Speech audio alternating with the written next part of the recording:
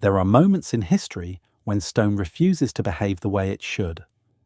When you walk through the oldest ruins on Earth, you find walls and blocks shaped with a calm precision that does not belong to the tools we assume ancient builders possessed. You see granite polished smoother than modern steel plates. You see joints so tight that even a single blade of light struggles to pass through. And all of it appears in places where the technology required to achieve such perfection simply did not exist. Or at least that is what we are taught. Look closely at a single Inca wall in Cusco. The stones curve and lock into each other as if they were molded instead of carved. Their edges meet with no gaps, no mortar, no room for error.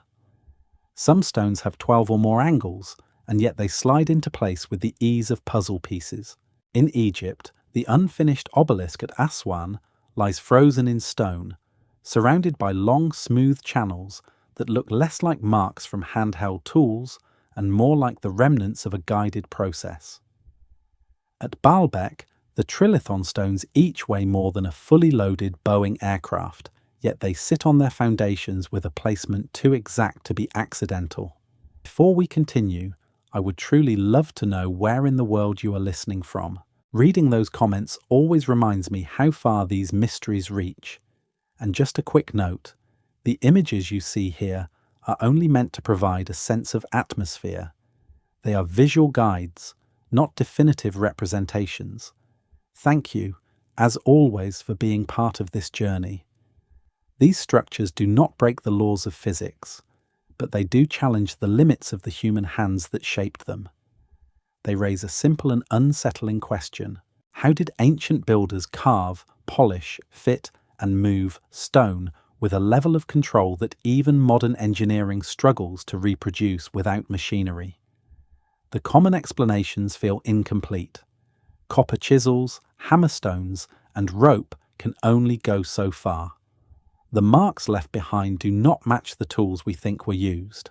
The scale of the work does not match the methods we imagine. Something is missing.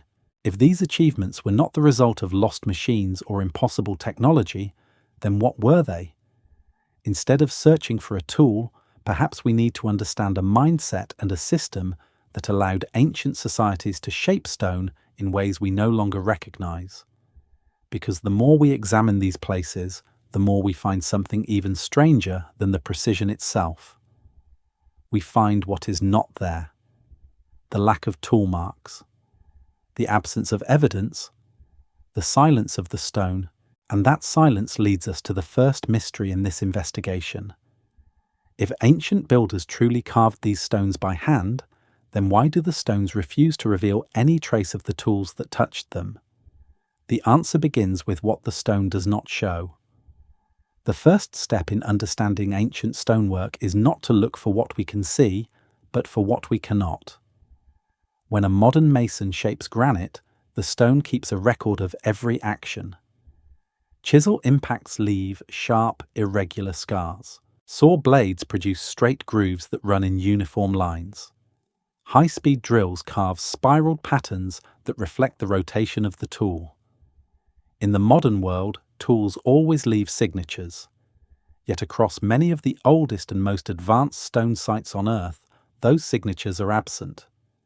There are no long, straight chisel lines, no saw tracks, no consistent impact marks.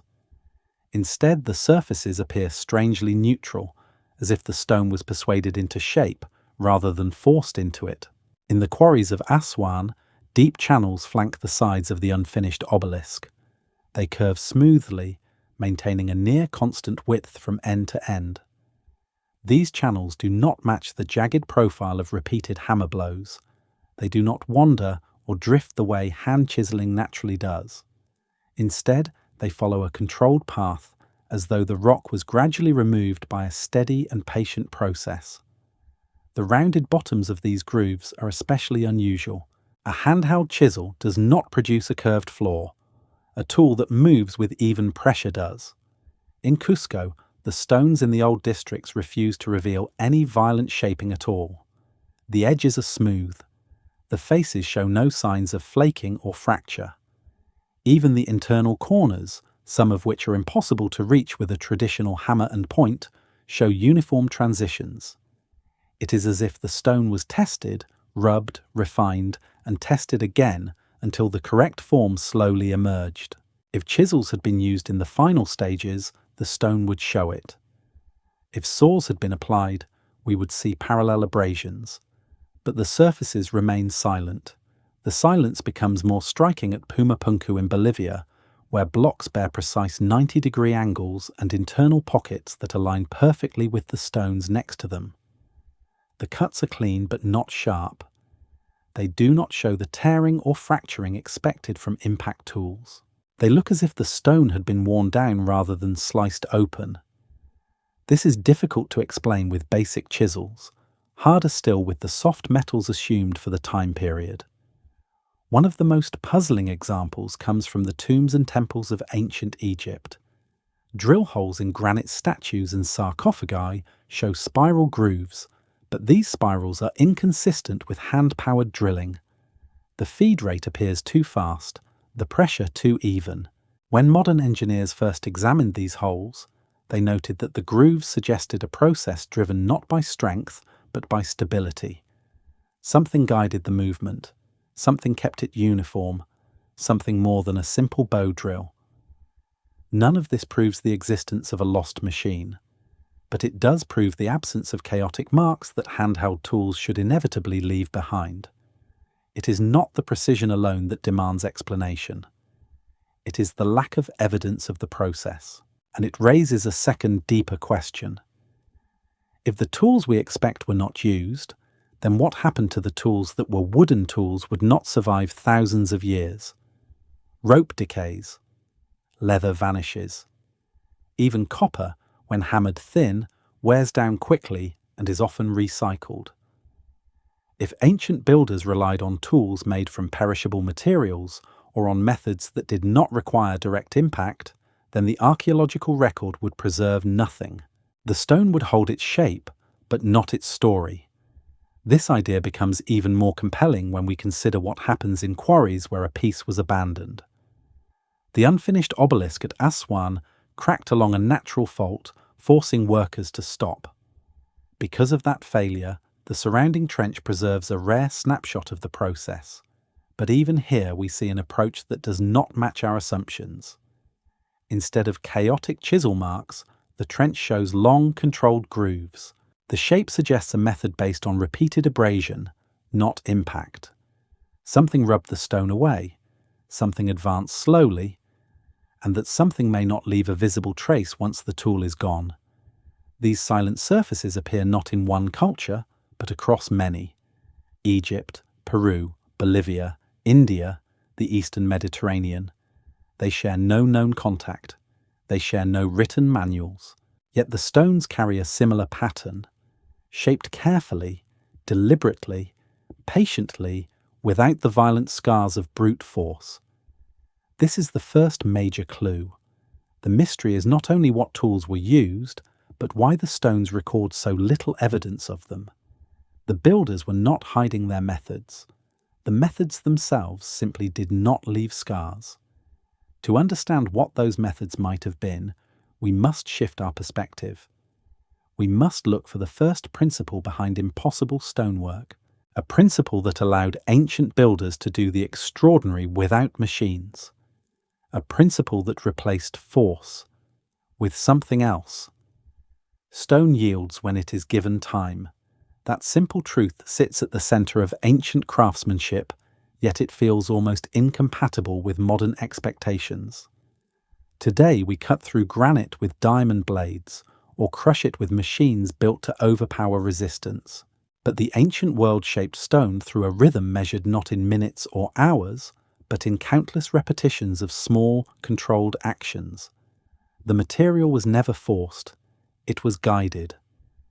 The heart of this approach begins with understanding how stone behaves when it is not struck. Sudden pressure creates chaos. A hard blow sends fractures racing in unpredictable directions. Even the most skilled modern mason can misjudge a strike and lose a piece to an invisible fault hidden inside the rock. Stone resists speed. But when pressure is applied slowly, When abrasion replaces impact, when heating and cooling cycles are allowed to act gradually, the material becomes almost cooperative. It shifts along its natural weaknesses. It reshapes itself without shattering. This is why so many ancient surfaces appear calm. They do not have the torn texture of heavy chiseling. They have the muted sheen of patient removal. A stone face shaped over weeks or months records a different story than one carved in haste. Each layer removed leaves no violent scar because the material was allowed to move at its own pace. The craftsman did not demand compliance. He waited for the stone to settle. In ancient quarries, the tools that enabled this method rarely left permanent traces. Wooden levers absorbed shocks without chipping the rock. Wedges carved from timber expanded with moisture and created pressure so evenly that the stone broke along predictable planes. Thick ropes braided from plant fibers pulled stones without gouging their surfaces. These implements did the work, but they did not leave signatures. Wood rots, rope decays, leather disappears. Even copper tools, soft and easily reshaped, could be used as containers for abrasive material rather than as cutting edges. Once worn out, they were reforged. The archaeological record captures none of this. The absence of tools in modern excavations does not prove their non-existence. It proves that ancient builders worked with methods that left no lasting evidence. Their tools were not designed for permanence. Only the stone needed to endure. But tools alone do not explain the subtlety of the work. Ancient craftsmen learned to read stone as if it were alive. They studied how moisture seeped into different layers, how sunlight warmed one side more than the other, how a block responded to pressure applied from above or below. When rain fell, they observed which surfaces darkened first. When a stone dried, they watched the shifting pattern of color as moisture retreated. These small signals told them where hidden fractures lay. They learned which edges could be persuaded to open and which would resist. Heat was another guide. Even a modest fire can expand the outer layers of rock. When cooled suddenly, those layers contract and split. Builders used this effect not to blast material apart, but to weaken it gently. They repeated the cycle until the stone began to separate along a seam they could control. This was not the brute technique of miners searching for ore. It was a delicate negotiation aimed at freeing a block without damaging what would become a finely crafted surface. Sound provided yet another form of communication. A stone struck lightly with wood or a rounded hammer produces tones that vary with internal structure. A clean ring signals integrity. A dull thud reveals trapped tension or a looming fracture. Craftsmen used these tones to decide where to cut, where to remove material, and where to avoid pressure entirely. Over time, their ears became instruments as reliable as any modern sensor. All of these observations fed into a working method built on incremental corrections. A craftsman might remove only a thin strip of stone in an entire day, refining a single surface until it caught the light in just the right way. When the surface reflected unevenly, the stone was not ready. When water pooled to one side, it needed further shaping. Precision came from the accumulation of these micro-adjustments. Accuracy emerged because errors never grew large. They were corrected almost as soon as they formed. This patience also explains why ancient stone surfaces have a characteristic stillness. They are not overly smooth or highly polished unless intended. They have the quiet look of material shaped by care rather than speed. Even a casual observer can feel that difference when standing before a wall that has survived thousands of years without mortar or metal pins. The stones rest because they were placed only when every edge, corner and surface was ready to support its neighbour. Patience also governed the scale of ancient projects. Builders did not begin by shaping a massive block in detail. They removed only what was necessary to free it from the quarry. Once the block was moved to the construction site, they refined it slowly while comparing it against the surrounding stones. A temple wall built this way did not emerge all at once. Each stone waited for the next, and each adjustment was made with awareness of the whole. Such a method requires a mindset unfamiliar to modern expectations. Today, we break stone quickly and forcefully because time has economic value. Ancient builders treated time as a tool. For them, speed was unnecessary. A project that took decades or generations was not a burden. It was a legacy. The work belonged to the community, not the clock. But even this patient approach has limits. Persuading stone to change shape through slow abrasion is only part of the challenge. Before shaping could begin, builders had to detach large blocks from their bedrock. They had to free tons of material without splitting it or damaging its surfaces. And they had to do so using the same principles of softness, pressure, and natural forces. The first principle explains how stone was shaped. To understand how ancient builders freed massive blocks from the quarry with such control, we must examine the forces they harnessed. Fire, water, heat, and shock did the work that metal tools could not. Stone separates cleanly when the right forces are applied in the right sequence. Ancient builders recognized this long before the first metal saw or chisel capable of cutting hard rock existed. They learned that stone reacts more predictably to cycles of heat and moisture than to sudden impact. In quarries across the world, the evidence shows that they used nature itself as a tool. Fire setting begins with a simple idea. Heat causes stone to expand. When the expansion is uneven, tension builds within the material. Builders created this imbalance by placing fires against the quarry face, letting the heat move slowly into the outer layers.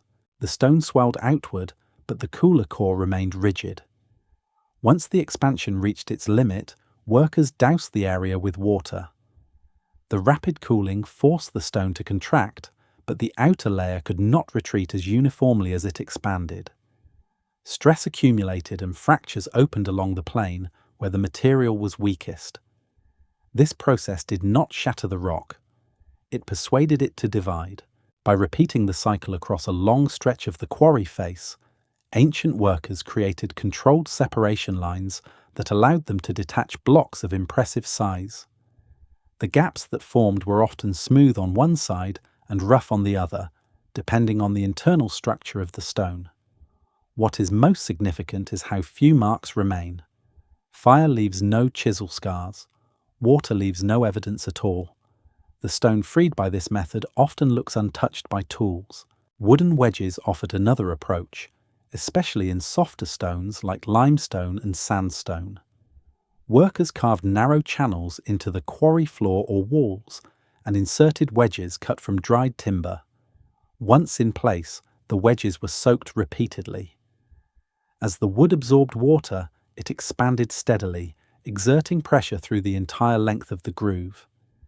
Unlike the sudden force of a hammer strike, the expansion pushed evenly. The stone responded by cracking along the line of wedges. The technique required patience, but it produced clean breaks with minimal damage. Some quarries display long rows of shallow depressions where the wedges once sat. The spacing and size of these marks reveal a thoughtful pattern. Builders positioned the wedges so the pressure distributed evenly across the intended fracture line. Nothing about the method depended on metal or complex devices. It relied on the predictable behavior of two materials in direct contact. Wood grows. Stone gives way. The interaction is simple but profound. In colder regions, the natural cycle of freezing and thawing became an effective splitting tool. Water trapped in cracks expands when it freezes, exerting immense pressure on the stone around it. Ancient quarry workers deepened natural fissures or scored the surface to encourage water to gather where they needed it. Over the course of a winter, the stone would weaken, and when spring arrived, a block that had once been immovable could be removed with minimal effort. This approach was slow, but it required no more than observation and timing. Heat and moisture were not the only forces ancient builders understood. Vibration played a subtle but important role. When struck repeatedly in the same location, a stone begins to resonate. The internal structure responds to the rhythm of impact. Quarry workers learned to read these vibrations. A clean ring meant the stone remained intact. A duller sound signaled the beginning of a fracture. By controlling the tempo and force of their blows, they could widen existing cracks without damaging the surrounding material. This controlled use of vibration is not the same as breaking stone by brute force. It is more akin to tuning an instrument. Craftsmen matched the frequency of their strikes to the natural responses of the rock. The repetition allowed fractures to grow in preferred directions. If the stone failed to respond, the technique was adjusted. This sensitivity came from experience, not from tools. Knowledge passed from worker to worker, building over generations until it became second nature. All of these splitting techniques share a common philosophy. They rely on patience, on cycles, and on the careful observation of subtle changes in the stone. They minimize risk by avoiding sudden actions. They guide the material instead of overpowering it, and they produce consistent results across large surfaces without leaving behind the tool marks expected from chisels or saws. Yet none of these methods explain the surfaces found in finished temples and monuments. A block freed by fire or wedges is rough. It bears the signature of the fracture, not the uniform texture of precision stonework. The next stage of the process required refinement far beyond what splitting could achieve. Ancient builders needed a method that allowed them to shape stone with absolute control. They needed an approach that removed material gradually, that reacted to the form of the surface, and that allowed near-perfect adjustments. They did not need sharp blades for this. They needed something far more passive, something that could wear down a hard surface without leaving violent traces. This is where the true mastery of ancient stoneworking becomes apparent. When splitting separate stone, shaping must refine it. And the technique used for shaping is so subtle that its evidence remains hidden in plain sight. To understand how ancient builders created smooth faces, curved interiors, and tight-fitting joints that appear almost molded, we must examine the slowest, quietest, and most powerful method in their toolkit. The key is abrasion. And the substance that made abrasion possible was everywhere. Sand. Shaping stone to a fine controlled finish was impossible without a force gentle enough to preserve surface integrity, yet persistent enough to grind away the hardest minerals. That force was abrasion, a process so basic that its importance is often overlooked. Wherever ancient builders worked, the abrasive they needed was waiting around them. Desert sands in Egypt, river sand in the Andes, volcanic grit in India, crushed quartz in the Near East. Grain by grain, these materials became the true blades that carved the ancient world. The concept is entirely mechanical. Quartz sits above granite, basalt, and limestone on the hardness scale. When a craftsman presses quartz grains against stone and moves them repeatedly, the harder material scrapes away the softer with surgical precision. No sharp edge is required. No direct cutting takes place. The friction removes high spots, smooths irregularities, and gradually shapes even the most stubborn surfaces. This method leaves behind a texture that feels intentional and calm, never shredded or torn. The stone loses mass slowly, but it loses it cleanly. On the Giza Plateau, the evidence remains in the form of deep cuts left in blocks of black basalt. These cuts are startlingly straight and narrow. They do not bear the irregular impact scars of chisels or hammers. Instead, they show the parallel striations of a saw. But since copper is too soft to cut basalt, the metal blade was merely a guide. The true cutter was the sand poured beneath it. Imagine a long copper saw, fed constantly with abrasive slurry, moving back and forth thousands of times. The stone was not chipped away, it was ground away. The groove deepened not by force, but by friction. This is the quiet logic of abrasion. Polishing refined the process further. Craftsmen worked in stages. Coarse sand removed bulk material. Medium grit removed scratches left by the first pass. Fine powder brought the surface to a reflective sheen. In granite, achieving a mirror finish requires countless cycles of pressure and movement. Yet many ancient statues have surfaces so smooth they catch light evenly across their entire face. These finishes show no signs of rapid cutting. They are the fingerprints of patience. Even more impressive are the curved interiors found in ancient bowls, basins, and architectural recesses. Abrasion tends to flatten surfaces. To create concave shapes, craftsmen needed forms to guide the grit. A wooden template bent to the right radius. A stone shaped into the desired curvature. A leather pad flexible enough to follow the contour. These forms held abrasive material in place as the craftsman worked. The curves that resulted were smooth, consistent, and mathematically coherent. Nothing about them suggests crude work. Everything suggests subtle control. Drilling followed a similar logic. Many ancient holes in granite show spiraled grooves on the inside walls. But these spirals are not consistent with metal drill bits spinning rapidly under heavy pressure. Instead, they match the marks of a hollow tube filled with sand, rotated steadily by hand. As the tube turned, quartz grains trapped between the tool and the stone ground deeper, creating both rotation marks and downward progress. The spiral was not a byproduct of speed. It was a record of friction. Reed shafts, wooden tubes, and copper cylinders could all serve as the body of the tool. The cutting was done by the grit. Some ancient Egyptian artifacts show drill holes that remain straight, consistent, and remarkably round. Achieving such precision with a soft tube might seem unlikely, but abrasion excels at maintaining direction. The grit only cuts where pressure is applied. When the tool stays centered, the cut remains true. When the pressure is even, the groove deepens evenly.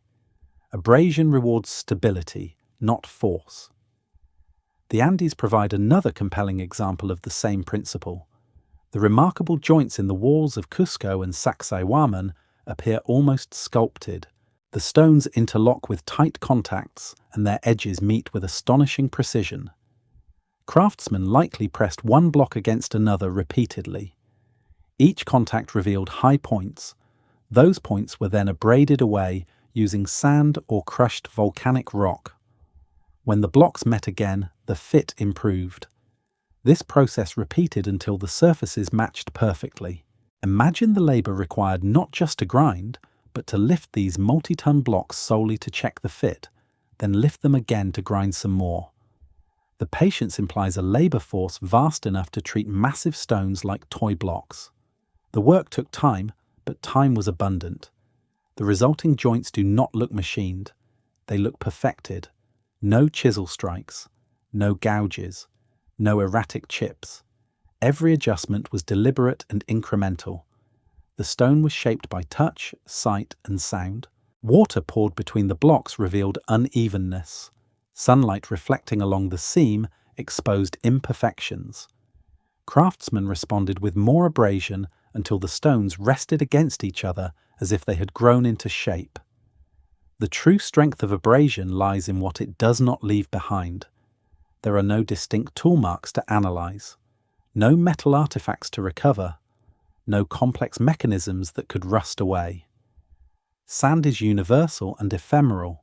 The tools that held it were made of wood, leather, or reed. They disappeared long ago. All that remains is the stone, and the stone preserves only the final form, not the steps taken to reach it. Yet abrasion alone cannot account for the consistency of entire structures. A single block can be shaped successfully with patience, but aligning dozens or hundreds of stones requires a separate system. Surfaces must meet at predictable angles. Walls must maintain straightness. Floors must remain level. Despite working with simple tools, ancient builders achieved coherence across massive building footprints. This coherence was not accidental. It came from precise methods of measurement that leave as few traces as abrasive tools. Builders used gravity to define vertical lines. They used water to define horizontal planes. They used ropes to define alignment. These natural tools gave them the ability to scale their work beyond individual stones. Understanding the sophistication of their shaping methods leads naturally to the question of how they maintained geometric control. The next step in this investigation focuses on the measuring systems that allowed ancient builders to transform thousands of individual stones into coherent architectural structures using nothing more than simple guidance from nature.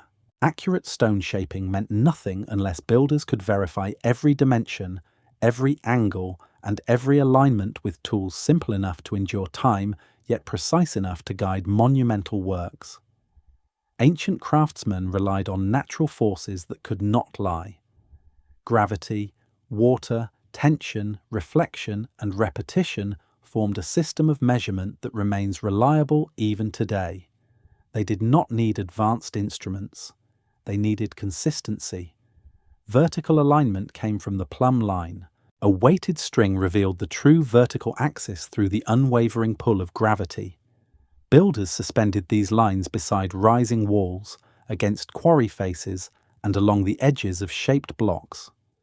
When the weight stopped swinging, the line showed the exact path that the stone surface had to follow.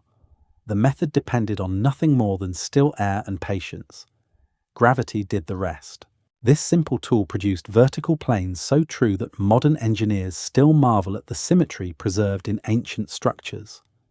Builders established horizontal references using water. A shallow trench, basin, or channel filled with water instantly created a level surface. No metal level could match it. When the water touched both edges evenly, the stones lay in perfect alignment. This method allowed entire courtyards, terraces, and foundations to maintain uniform level across great distances.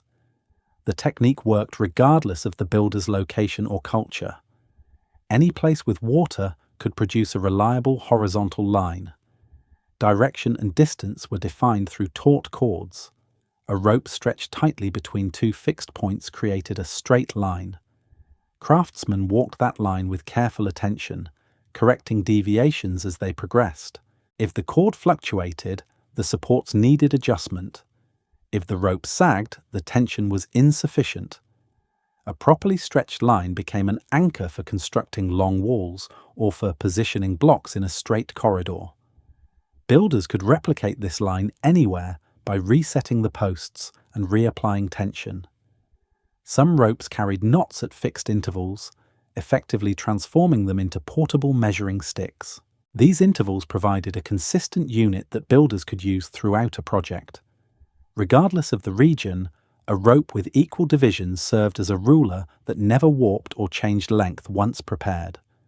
When multiple craftsmen used ropes with the same spacing, their work aligned as if guided by a shared standard. Angles emerged from simple geometry rather than complex tools. A rope divided into 12 segments could form a triangle measuring 3, 4, and 5 units on its sides. This triangle naturally contained a perfect right angle. Any builder could recreate this form in seconds, allowing them to set out foundations, align corners, and create rectangular plans with precision. This principle appears in ancient Egypt, Mesopotamia, India, and Greece because it is universal. No metal square was required. Geometry itself became the tool. Wooden templates and clay forms likely played a role in shaping repeated curves, profiles, or recesses. These materials fail to survive the centuries, but their utility explains how builders maintain consistency across large projects. A wooden frame pressed against a stone surface could reveal deviations instantly. The craftsman removed the high points, tested again, and refined the form until it matched the template. Though the wood has long since vanished, the stones retain the accuracy it produced. Evidence of these systems survives in the monuments themselves. The foundation of the Great Pyramid is astonishingly level. Across more than 200 meters, the deviation is measured in centimeters. Such accuracy could only result from repeated verification using water levels and plumb lines. The lintels at Stonehenge form a near continuous horizontal ring, despite sitting on pillars of unequal height. Their upper surfaces were shaped to compensate for that variation, proof of intentional design supported by precise measurement. In the Andes, terraces at Machu Picchu maintained stable platforms despite resting on uneven mountain slopes. Each level required separate alignment, guided by water channels and plumb lines. The builders produced geometric coherence in a landscape where nothing is naturally straight or level. These results speak to a disciplined, methodical approach that treated measurement as a constant companion throughout construction.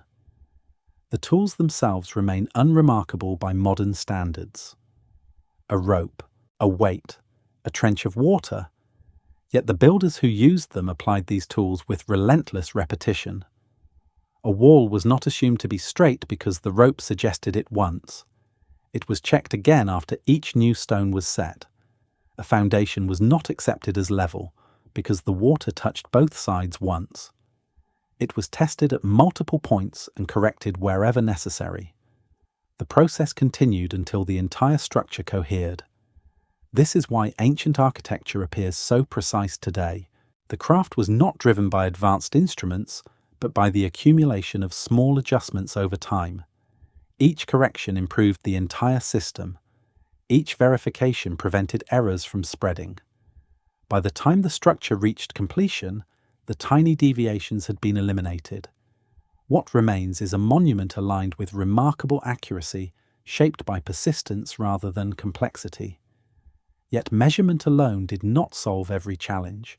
Even if builders could align stones with perfect vertical and horizontal references, they still had to move those stones. A plumb line can show where a block should go. It cannot place a block weighing dozens of tons. A rope can define a straight path. It cannot drag a slab up a slope. The shaping and measuring systems depended on another element entirely: the ability to move immense stones without breaking them, straining them, or damaging their carefully refined surfaces. The next part of this investigation turns to the world of ancient motion, where weight becomes manageable not through lifting but through controlled contact with the ground. Ancient builders developed methods that used friction, balance, and coordination to achieve what modern machines accomplish with engines. These methods reveal an approach that relied on guidance instead of strength and patience instead of force. Moving stone in the ancient world depended on eliminating risk.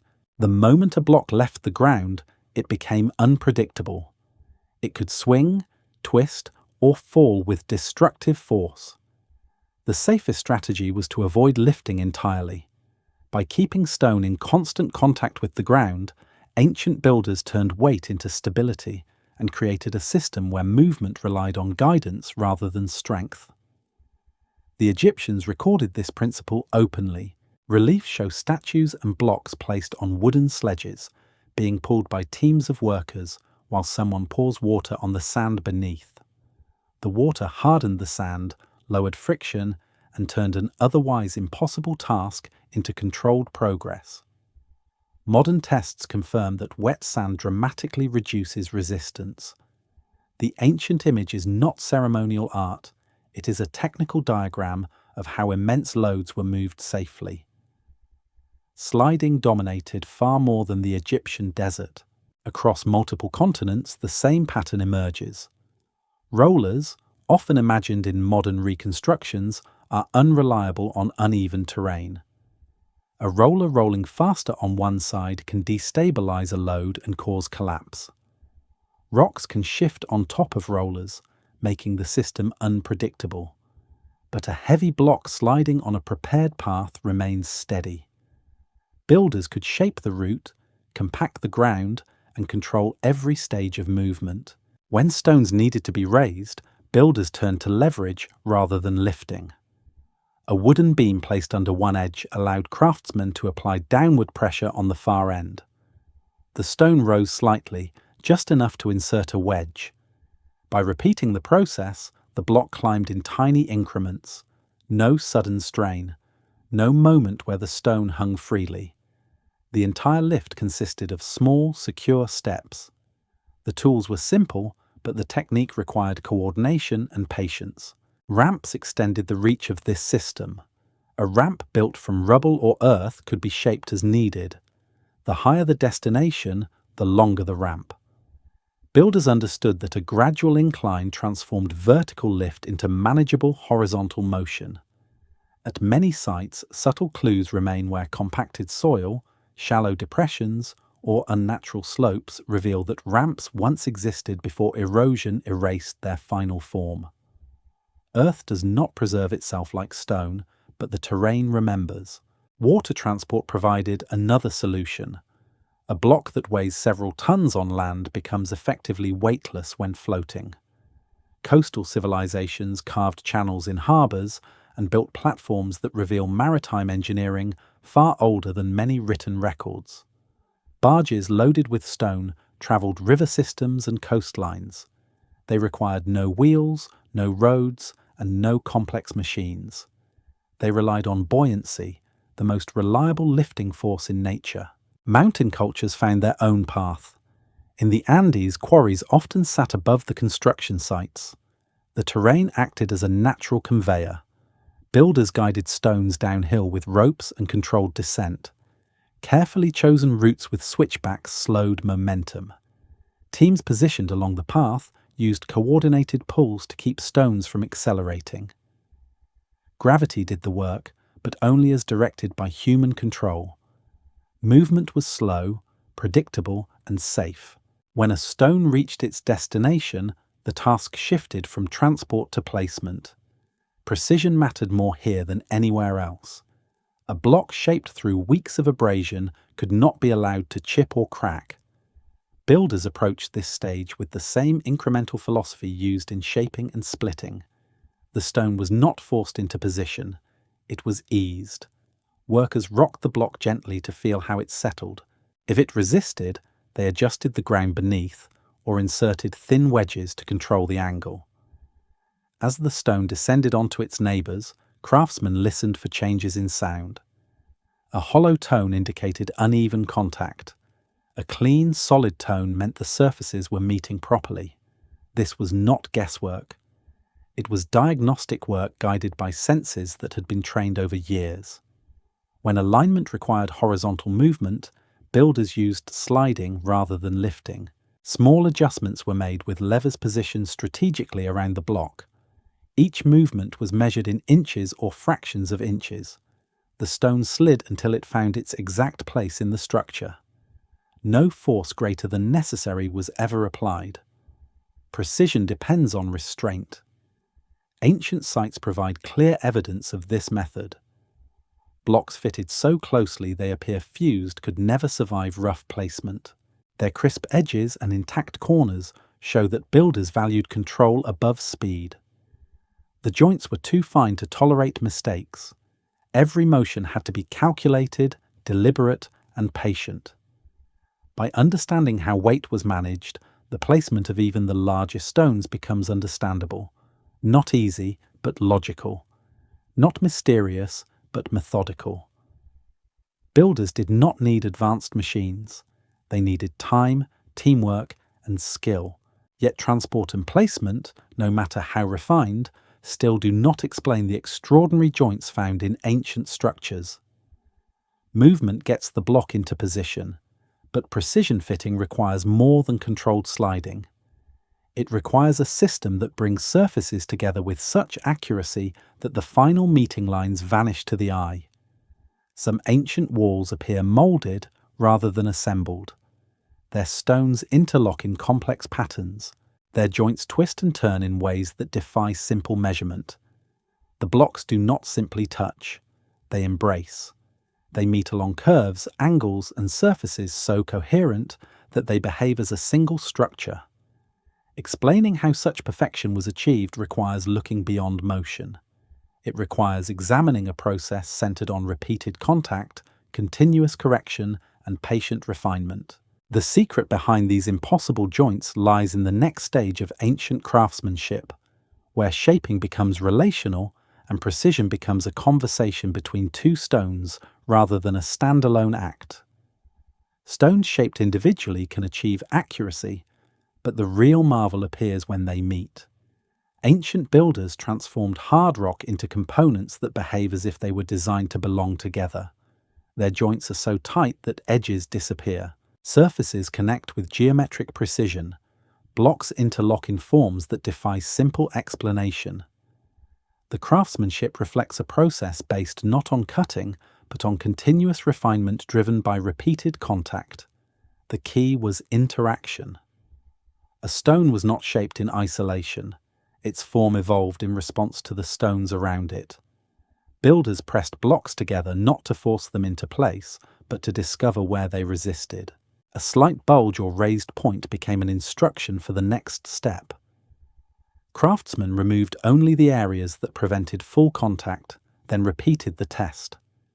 With each cycle, the surfaces grew closer in form. High spots vanished. Low areas remained as guides. The stones learned each other's shape through friction and pressure. This method explains why so many ancient walls feature convex surfaces. At Sacsayhuaman, the stones bulge outward, creating a gentle curve on their faces. When placed together, these convex shapes lock into one another like natural gears. In a region prone to earthquakes, this design absorbs lateral movement. Vibrations push the stones tighter instead of prying them apart. Builders did not stumble upon this effect. They engineered it deliberately, using the mechanics of curved contact to stabilize structures without mortar or clamps. The famous 12-angled stone in Cusco represents the same principle taken to an extreme. Its edges meet neighboring stones along multiple planes, each one shaped to fit with quiet precision. Achieving this required a long sequence of adjustments. After each test press, craftsmen would grind away the smallest imperfections. The process could stretch across months for a single stone. Anyone attempting shortcuts risked ruining the fit and forcing the team to start over. The result reveals a level of discipline shaped by a culture of persistent refinement. Egyptian builders applied similar logic, but expressed it through different geometry. The casing stones of the Great Pyramid align in long, straight seams so fine that they almost vanish under the fingertips. These seams required surfaces shaped with meticulous flatness. Craftsmen used abrasion guided by geometry, comparing large surfaces against wooden straight edges and repeatedly checking reflection patterns across the stone. As long as a faint distortion remained in the reflection, more material needed to be removed. Only when the reflection appeared uniform did they consider the surface complete. Inside certain Egyptian temples, granite blocks meet along joints that are not merely straight, but follow long, perfectly controlled lines. These interior joints show no signs of wandering. They maintain direction consistently across many feet. The craftsmen who shaped them understood that irregularity would compromise structural integrity. The precision of these joints suggests not just skill, but a rigorous process of continual measurement and correction as each block approached its final position. In Bolivia, the H-shaped blocks of Pumapunku demonstrate a different challenge. Their internal recesses and sharp internal angles imply a level of planning that required shaping the stones with reference to future neighbours. Many of these shapes appear carved in anticipation of alignment. The blocks were not shaped at random. They were shaped as parts of a system. The consistency across multiple blocks indicates a workshop environment where each piece was refined according to a shared set of reference points. Abrasion, guided by careful marking and repeated comparison, created the crisp geometry observed today. What unites these examples is the absence of chaotic tool marks. The joints do not show grooves or scratches from sharp metal blades. They lack chisel scars or tearing from heavy blows. Instead, they show the texture of repeated, controlled contact. Water was used to reveal high points. Light was used to expose irregularities. Touch and sound guided the removal of material. Craftsmen relied on senses sharpened through years of practice. Their method was not mechanical, but intuitive. Precision came from paying attention. This approach required time. Fitting stones was not a quick task. It demanded long intervals of patient adjustment. Each correction improved the fit, but only revealed the next area that needed refinement. Craftsmen progressed through cycles of evaluation, removal, and testing. Over time, patterns emerged. The stones aligned not because they were cut according to exact measurements, but because they were taught to match through direct interaction. This craft depended on generational continuity. A master taught an apprentice not by giving instructions, but by demonstrating how to observe reflections, how to interpret the sound of two stones meeting, how to feel the subtle rocking that revealed uneven contact. Knowledge moved through practice, not text. These skills could not be learned quickly or casually. They required years of immersion in the craft and a culture that valued the slow pursuit of perfection. The fragility of this system becomes clear when comparing original stonework to later repairs. In many ancient sites, additions made centuries later lack the same refinement. Stones are smaller. Gaps are filled with mortar. Edges are less precise. Builders still understood the principle of fitting blocks together, but the deep generational knowledge required for perfect joints had weakened. Without the original training, craftsmen could imitate the style but not the mastery. This raises the question of why such knowledge disappeared. The stones themselves provide the first clues. They reveal exceptional control, but no sign of the tools required to teach the next generation. The craftsmen who shaped these stones relied on traditions that left no permanent record. When those traditions were disrupted, the methods vanished. The stones preserved the outcomes, but not the processes. To understand how such a sophisticated craft could fade so completely, we must examine how ancient societies transmitted knowledge and why their systems could not withstand major cultural shifts. The next stage of this investigation explores the human side of stonework, where skill lived not in tools or manuals, but in memory, habit, and the fragile relationship between master and apprentice. Ancient stoneworking reached its highest precision not because of isolated innovations, but because knowledge existed inside living traditions that lasted for generations. These systems relied on continuity more than documentation, on mentorship more than manuals. Skill did not accumulate through written instructions. It accumulated through hands that repeated movements thousands of times, through eyes that learned to detect subtle changes in surface or shadow, and through memory that carried the craft forward without ever needing to record its methods. A young apprentice entered the craft through immersion. Their first tasks were simple: moving buckets of water, gathering sand, preparing workspaces, observing. They learned how stone felt at different temperatures, how it sounded when struck lightly, how it behaved when exposed to moisture or heat.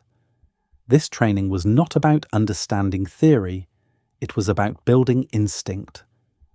Over years, these instincts evolved into a vocabulary that allowed them to interpret the stone in ways that no text could ever capture. In societies with advanced writing systems, such as Egypt, literacy did not extend into the workshops.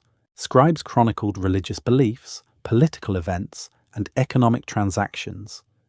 They did not preserve the methods of stonecraft. Technical knowledge lived in a different world, one maintained by guilds, family lineages, and specialist communities. Certain groups became known for quarrying, others excelled at finishing or at the delicate work of fitting stones.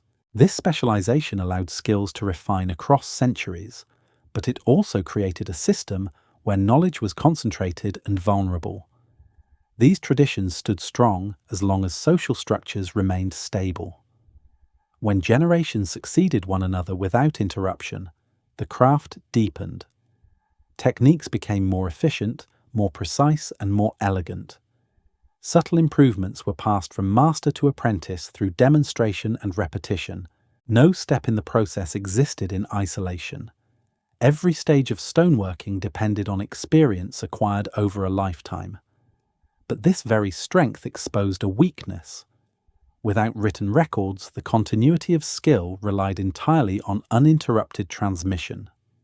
A political collapse, an invading army, a shift in religious priorities, or a major change in labor systems could sever the apprenticeship chain. If a generation was disrupted, the knowledge did not simply weaken. It vanished. Instinct cannot be reconstructed once its carriers are gone. Archaeological evidence across civilizations shows this pattern clearly. In Egypt, the stonework of the Old Kingdom demonstrates extraordinary precision. Later dynasties produced impressive monuments, but rarely with the same consistency. This decline did not stem from a loss of tools. It stemmed from shifting priorities and interruptions in the workshop traditions that had once maintained excellence. The environment that nurtured that precision disappeared, and the skill faded with it. The Andes offer an even more dramatic example. Inca walls endure with seams so tight that modern metal blades cannot penetrate their joints.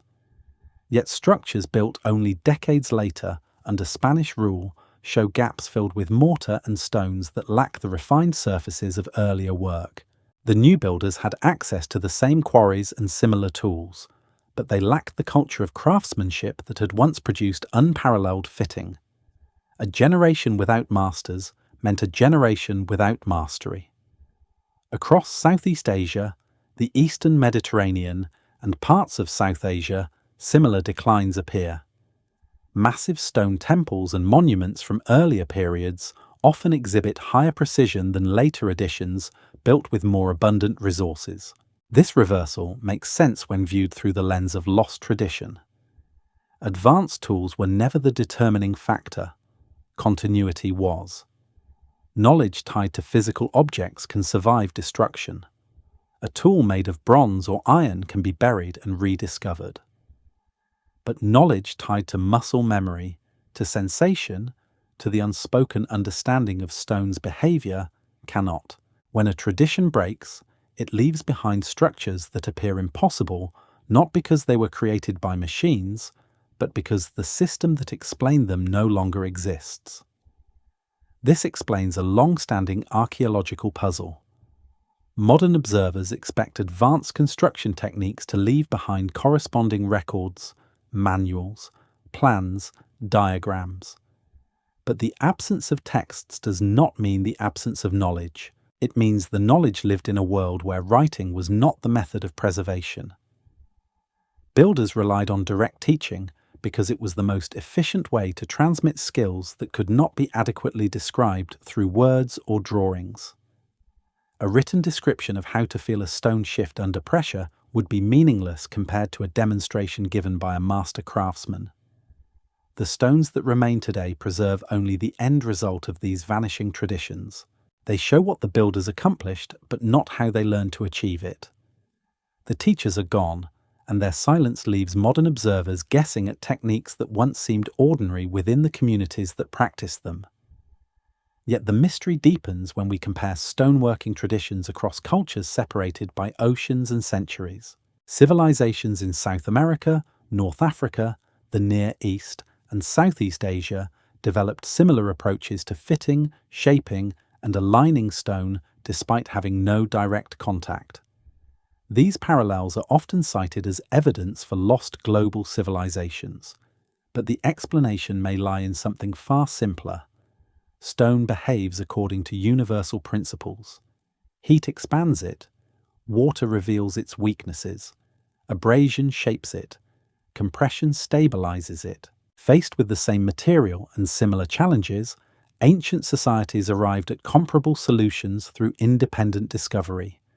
Their traditions may have been unique, but the logic of the stone was consistent everywhere. This emerging pattern raises an important question. If different civilizations developed such similar methods without sharing knowledge, what does that say about the nature of human ingenuity? And how do these parallel discoveries shape our understanding of the most extraordinary stone sites on Earth? To explore this, we must expand our view beyond individual cultures and examine the global pattern of stoneworking that emerged independently across the ancient world. This pattern reveals not just coincidence, but the deep connection between material, method, and the human ability to solve problems with what nature provides. Across ancient landscapes separated by oceans, deserts, and millennia, stone structures display a consistency that is difficult to ignore. Smooth faces, tight joints, clean geometric lines, and stable foundations appear in places that had no known contact with one another. Yet the similarity of their solutions does not imply a shared source. Instead, it reflects something universal about the relationship between humans and stone. Stone behaves predictably, no matter where it is found. It resists sudden force. It responds to heat by expanding. It splits along natural fractures. It yields to abrasion. It supports weight through compression. When ancient builders from different cultures confronted these same properties, they encountered the same challenges. And when they experimented long enough, they arrived at solutions that resemble one another simply because those solutions work. This explains why fire setting appears in Europe, Africa, and Asia. Builders observed that heating stone creates stress, and sudden cooling causes it to crack. Wooden wedge splitting shows up from the Mediterranean to China because swelling wood produces steady pressure that breaks stone predictably.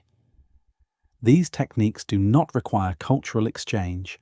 They arise from attentive observation of the same physical behavior. The same convergence appears in the fits of ancient walls. In Peru, interlocking blocks form structures that can withstand earthquakes by distributing pressure across angled joints. Thousands of miles away, builders in the Near East used similar techniques to stabilize walls in seismic zones. No contact was needed. The earth itself taught them what worked. A wall that collapses teaches the craftsman more than any manual could. A structure that survives becomes the model for future work. Over generations, these lessons become tradition. Measurement practices reveal another layer of this parallel development. The 3-4-5 triangle emerges across civilizations because it is embedded in the logic of geometry. A flexible rope, divided into 12 segments, can reproduce right angles anywhere on Earth. A trench filled with water reveals level surfaces without calibration. A plumb line defines vertical with absolute accuracy. These methods require no shared culture. They require only curiosity and repetition.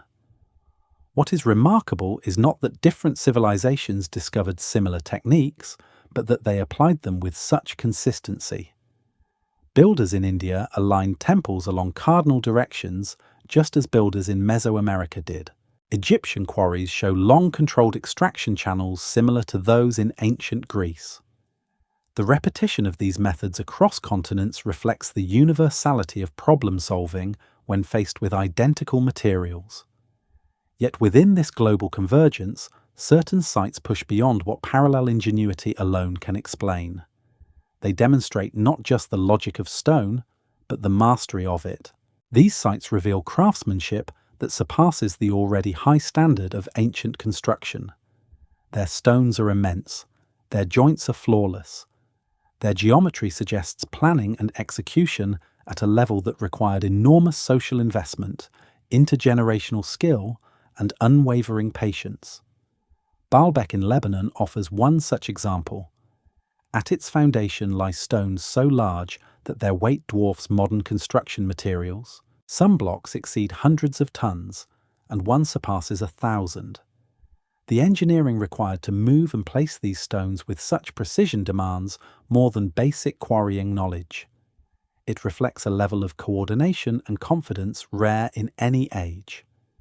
In Bolivia, the site of Pumapunku challenges assumptions in a different way. Its H-shaped blocks contain internal angles and geometric recesses that appear uniform across multiple stones. These shapes do not resemble random handwork. They suggest careful planning and repeated finishing guided by templates or comparative forms. The consistency across the blocks implies a workshop culture where craftsmen refine their work with shared standards. Each stone was not an isolated effort, but part of a cohesive design system. India's Kailasa temple stands apart because of its method of creation. Carved downward from a single mountain of basalt, it required removing vast quantities of stone before any detail work began. The entire structure had to be visualized from the top down, with each pillar, shrine, and sculpture protected during excavation. The precision of the final work reveals an extraordinary understanding of planning, sequencing, and spatial awareness. In China, the Longyu caves carry a different mystery.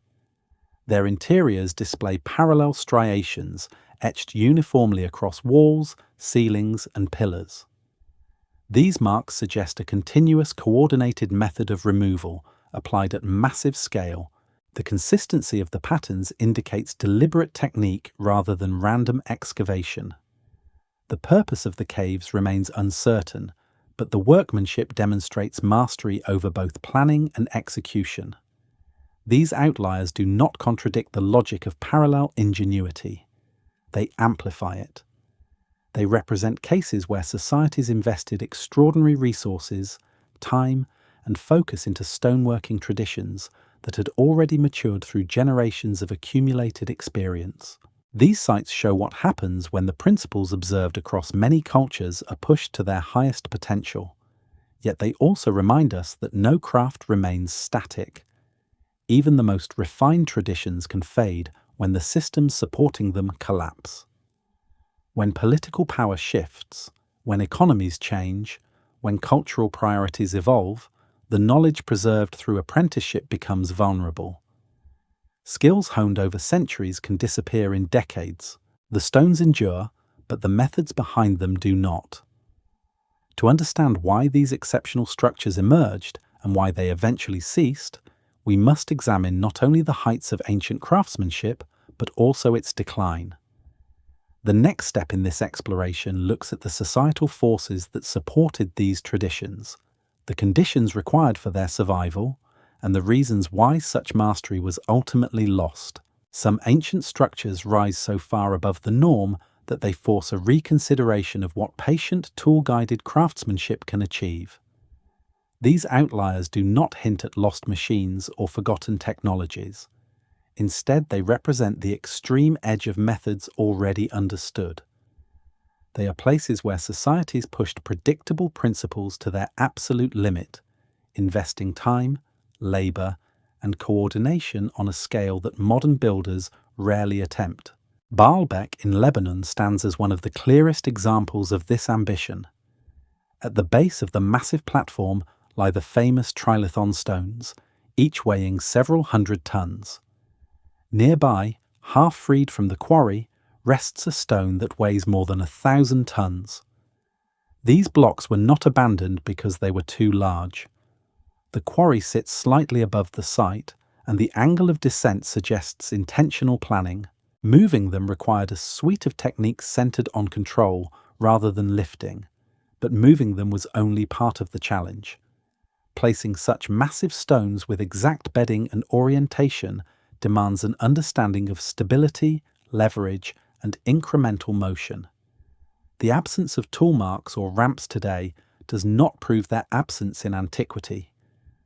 Earth ramps erode, wooden levers decay, and sand-filled channels vanish.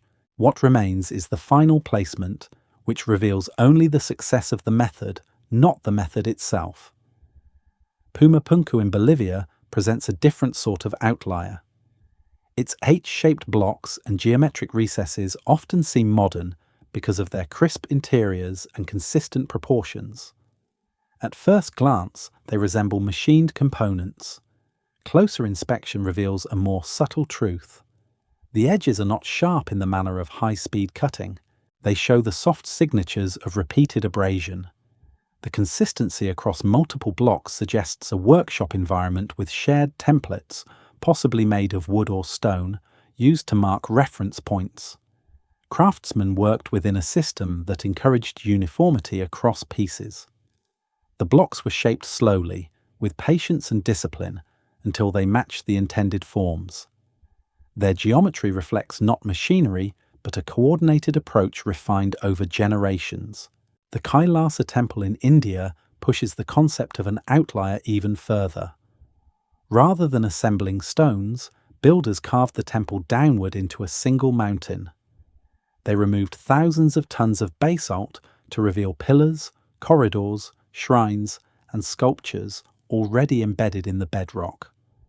This required a reversed mindset. Instead of building up, they carved down. Every stroke of removal had to consider the shape of the finished structure. Errors could not be corrected by adding material. The final form existed in the negative space carved away by workers who understood exactly what needed to remain. The precision of the result reveals extraordinary planning. Whole sections were protected while the surrounding rock was removed, a feat of architectural vision rarely seen in world history. The Longyu caves in China add an element of scale rather than weight. Carved from solid bedrock, the chambers extend over large areas with ceilings supported by pillars left intentionally during excavation. What makes these caves remarkable are the parallel striations that cover every surface. Regardless of the chamber, the angle, or the orientation, the striations remain consistent, as if the entire cave system was carved with a single philosophy of movement. The surfaces do not exhibit chaotic chisel marks. They display a steady, uniform texture. The purpose of the caves remains unknown, but the workmanship reveals a level of organization and coordination that required a disciplined, highly trained labor force. These sites share common traits despite their differences. Each demonstrates a willingness to invest decades of labor into projects that served cultural, religious, or political purposes. Each required the cooperation of large groups of workers trained within a tradition strong enough to maintain quality over long periods. Each represents what happens when a society pushes patience, measurement, and abrasion to a level that becomes extraordinary. But these sites also reveal the boundaries of ancient craftsmanship. When later builders attempted repairs or expansions, the work rarely matched the originals. At Baalbek, smaller stones placed centuries later do not align with the same precision. At Pumapunku, later constructions show irregularity that contrasts with the geometric clarity of earlier blocks. At Kailasa, surrounding structures carved in later periods lack the bold ambition and refined symmetry of the central temple. These differences highlight a harsh reality. When the social, economic, or political environment supporting high-skill craftsmanship collapses, the quality collapses with it. Stoneworking traditions depended on stable systems. Workshops passed down techniques from master to apprentice. Communities invested time into training. Large projects created opportunities for craftsmen to refine their skills. When wars, invasions, or political shifts interrupted this continuity, the chain broke. The knowledge that had seemed unshakable proved fragile. It lived in practice, not in texts. Once the culture that protected the practice dissolved, the knowledge faded. The stones that remain reflect a moment when conditions were perfect for mastery. Understanding this fragility allows us to see outliers not as anomalies, but as peak expressions of human capacity under specific conditions. They demonstrate what patient systems can produce when supported fully. They also remind us how quickly mastery can vanish. The decline of these traditions is not evidence that the work was impossible. It is evidence that the structure that sustained the craft changed. To understand why these remarkable projects were not repeated in the same form, and why the techniques behind them faded even while simpler construction continued, we must explore the cultural and practical forces that shaped the end of these traditions. The next step in this journey examines the decline of the craft itself and why societies that once valued perfection shifted toward methods that favored speed, economy, and survival instead.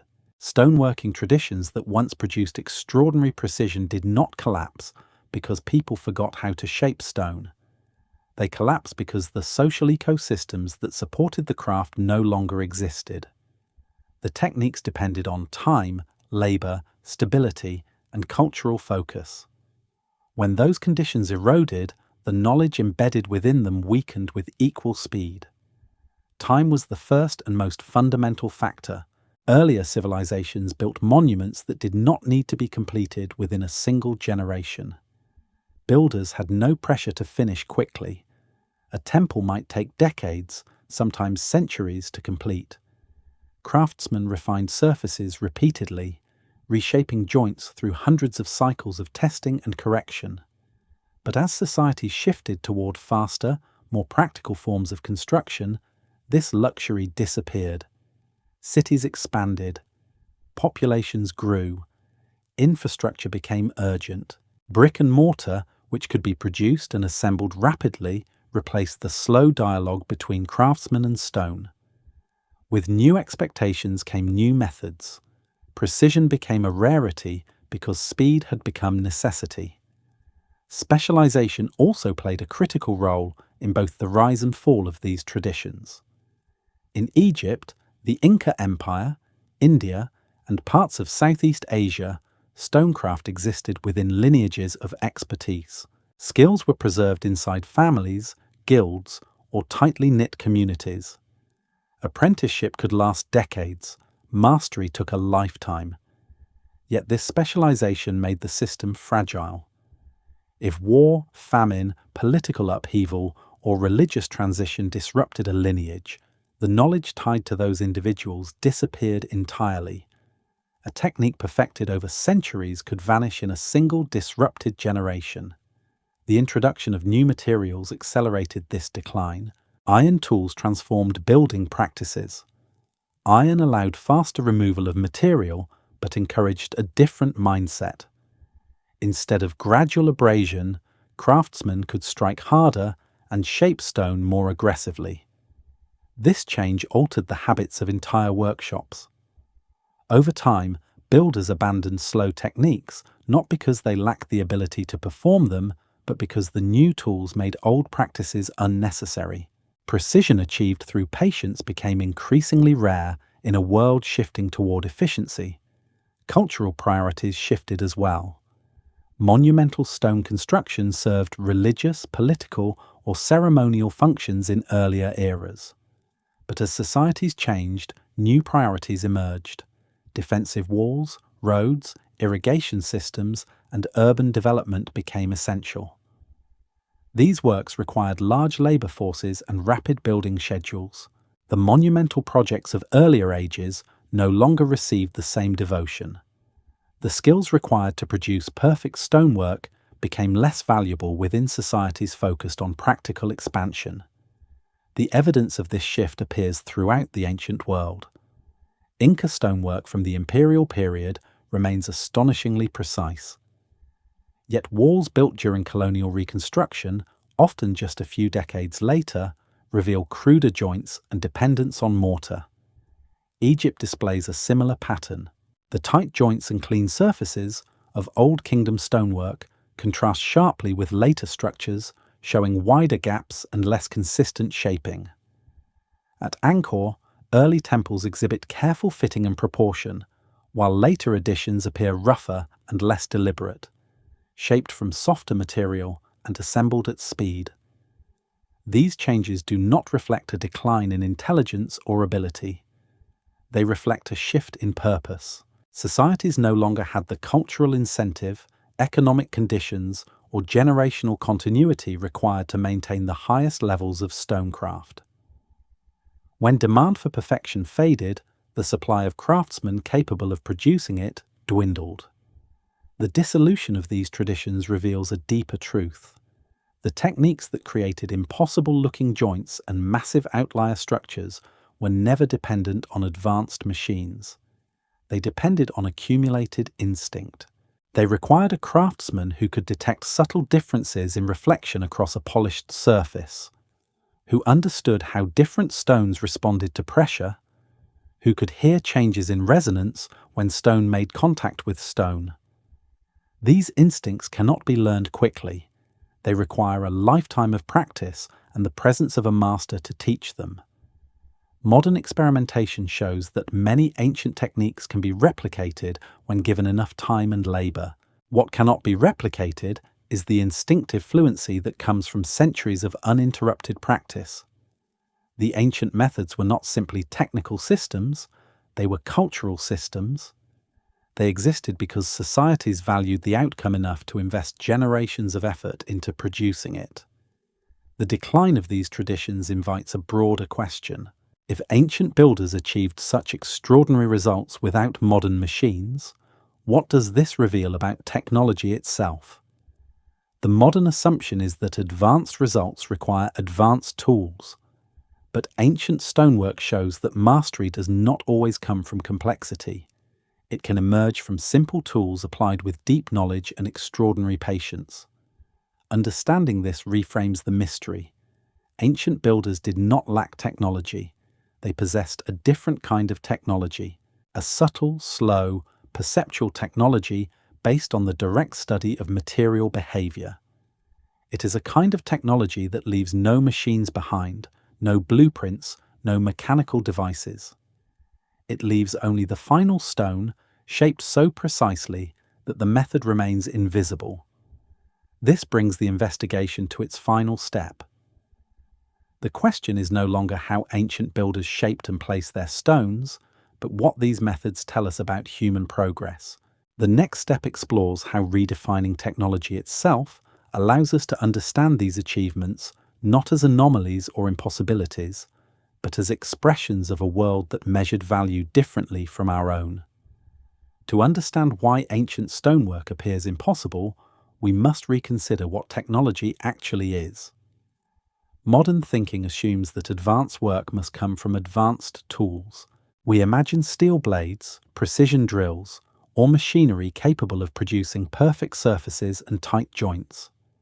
When we cannot find such tools in the archaeological record, we assume they were lost or hidden or never existed in the first place. But ancient builders approached technology in a different way. For them, a tool was not a single object, it was a system. Stone, sand, water, heat, wood, gravity, and time worked together as a network of forces. A craftsman guided those forces through attention and experience. The environment itself became part of the toolkit. A wooden frame filled with sand becomes a saw. A string becomes a level. A shadow becomes a measuring line. A wedge becomes a silent engine powered by moisture. A block of stone becomes both the problem and the solution. These methods leave almost nothing behind. They produce results without producing artifacts. The stone preserves only the final state, not the quiet processes that shaped it. This perspective changes how we interpret ancient achievements. The precision of Inca walls does not require machines. It requires repeated testing and correction. The smooth channels in Egyptian quarries do not require metal saws. They require guided abrasion. The massive stones of Baalbek do not require cranes. They require control, coordination, and patience. The Kailasa temple does not require advanced cutters. It requires vision, planning, and disciplined excavation. When ancient builders practiced these methods generation after generation, they became experts in a way that no manual could capture. Knowledge accumulated in hands and habits, not in written instructions. The techniques were real, but the evidence they left behind is subtle.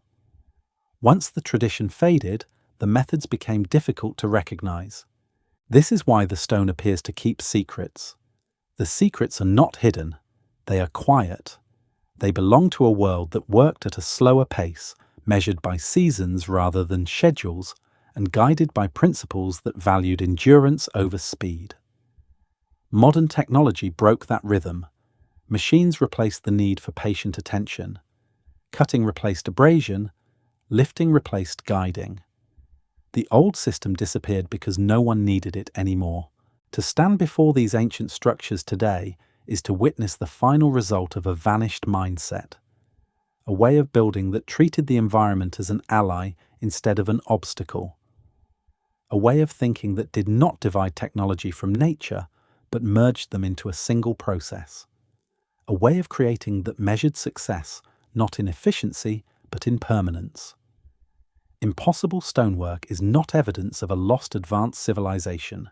It is evidence of a world that understood time differently. It reminds us that intelligence does not always look like machinery, and mastery does not always require complexity. In the end, the truth behind ancient builders is both simpler and more demanding than any theory of forgotten machines. They achieved what they did because they practiced a form of dedication that modern society rarely sustains. Their technology was patience. Their tools were natural forces. Their legacy is the stone itself. If we look closely, the stones do not ask us to believe in mysteries. They ask us to recognize a kind of knowledge we once had but allowed to fade.